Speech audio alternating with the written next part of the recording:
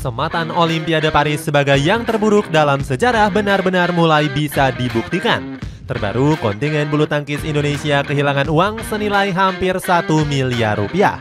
Akibat insiden ini, atlet bulu tangkis terancam gagal pulang ke tanah air. Beruntung kejadian buruk ini nggak berpengaruh terhadap kepulangan para atlet bulu tangkis. Selain itu, atlet panjat tebing Indonesia juga diduga dicurangi oleh panitia Olimpiade. Cetak Gol coba merangkum kecurangan Olimpiade Paris yang merugikan Indonesia sebagai berikut.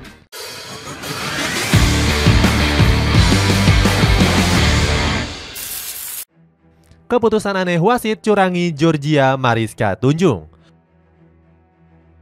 Kontingen Indonesia cabang olahraga bulu tangkis sempat merasakan kecurangan. Gregoria Mariska Tunjung yang tampil di sektor tunggal putri harus dihadapkan dengan keputusan kontroversial wasit. Peristiwa ini terjadi di babak 16 besar saat menghadapi Kim Ga-eun dari Korea Selatan. Saat itu wasit memberikan beberapa poin kontroversial kepada pebulu tangkis asal negeri ginseng ini. Kim Ga-eun tertangkap kamera memukul kok yang belum melewati net sepenuhnya. Georgia sendiri sampai melakukan protes keras atas keputusan aneh yang dilakukan oleh sang pengadil.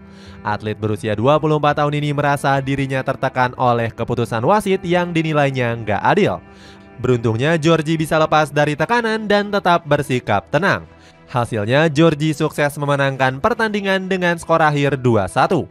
Atlet kelahiran Wonogiri ini bahkan sampai berteriak dan nggak menyangka bisa menang walaupun diwarnai kontroversi. Keputusan janggal wasit ini juga menimbulkan kekecewaan mendalam di mata netizen.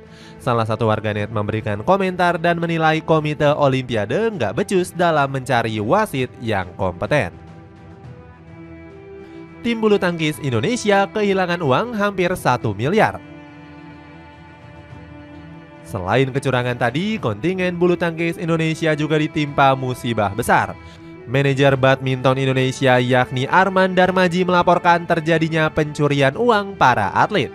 Musibah ini terjadi sekitar pukul 5 sore waktu setempat di salah satu pemberhentian bus di Paris.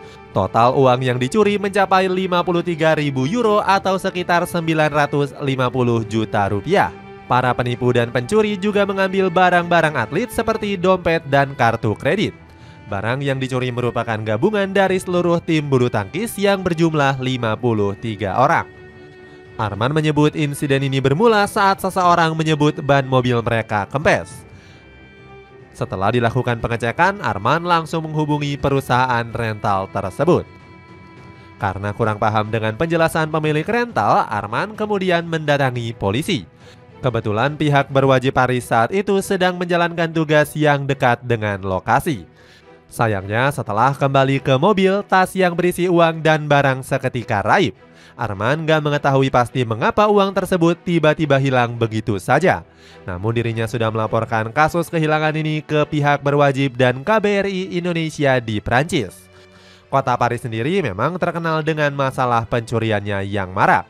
Bahkan punggawa timnas Argentina U23 juga menjadi korban dari kasus pencurian di Prancis. Berpengaruh besar terhadap performa bulu tangkis.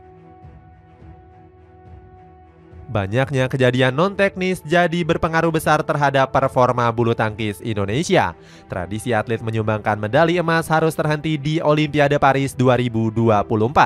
Ini mengulang sejarah buruk yang pernah terjadi di Olimpiade London 2012 yang lalu.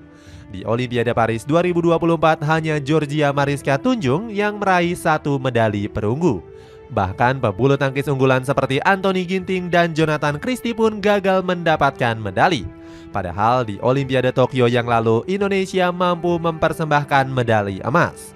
Perwakilan ganda putri Grecia Poli dan Apriani Rahayu berhasil mengalahkan ganda putri Tiongkok. Kedua atlet ini langsung mendapatkan banjir hadiah dari berbagai pihak. Bukan hanya pemerintah, beberapa Crazy Rich memberikan hadiah yang fantastis. Sebut saja Gilang Widya Pramana yang memberikan bonus sebesar 500 juta rupiah. Selain banjir bonus miliaran rupiah, Grecia Poli dan Apriani saat itu juga mendapatkan rumah dan apartemen. Salah satunya adalah rumah di kawasan elit Pantai Indah Kapuk. Dugaan panitia curangi atlet panjat tebing Indonesia. Selanjutnya ada dugaan kecurangan yang menimpa atlet panjat tebing Indonesia.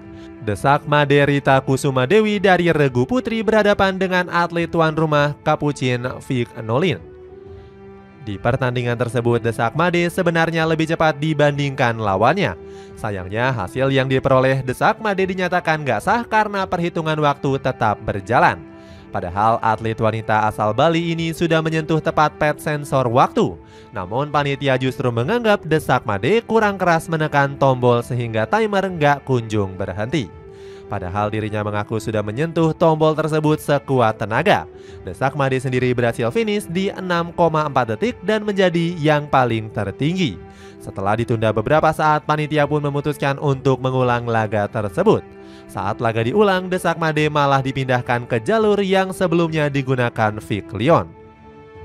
Saat pertandingan ulang, atlet 23 tahun ini mampu lebih cepat dibandingkan lawannya. Peristiwa memalukan ini lagi-lagi mengundang reaksi dari warganet tanah air. Salah seorang netizen berpendapat jika wasit sangat menguntungkan tuan rumah. Di sisi lain, netizen lainnya malah memberikan komentar lucu karena sang wasit kurang mendapatkan bayaran. Pasalnya, Indonesia tetap bisa memenangkan pertandingan meskipun diperlakukan secara tidak adil. Kurang menguntungkan untuk atlet panjat tebing.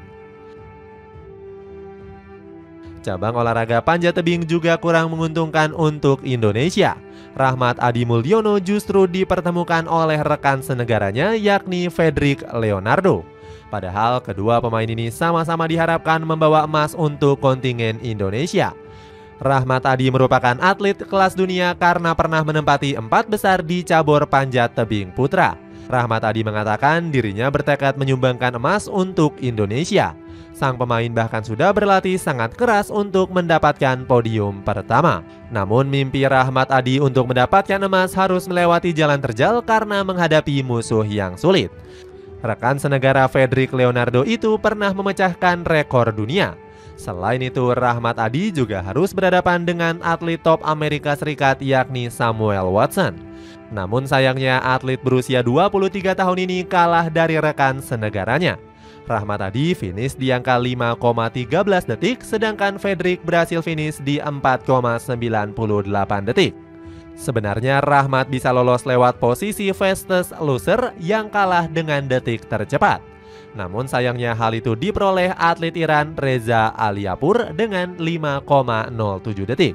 Padahal sebelumnya netizen pencinta panjat tebing Indonesia menginginkan kedua pemain ini bertemu di partai final. Apalagi kontingen Garuda sendiri sedang bersikeras untuk mendapatkan emas. Atlet Olimpiade dilarang makan kentang dan alpukat. Terlepas dari kecurangan yang terjadi, para atlet juga dilarang untuk memakan kentang goreng dan alpukat. Keputusan ini menimbulkan kontroversi dan tanda tanya oleh sebagian negara. Namun pihak penyelenggara punya alasan lain untuk menjaga asupan makanan bergizi. Hal ini telah diatur oleh koki yang bertanggung jawab atas makanan bernama Carles Guiloy. Dihilangkannya menu makanan alpukat karena panitia juga ingin fokus menyajikan menu berbahan nabati. Kontingen Inggris dan Norwegia nggak puas dengan kualitas makanan yang disajikan.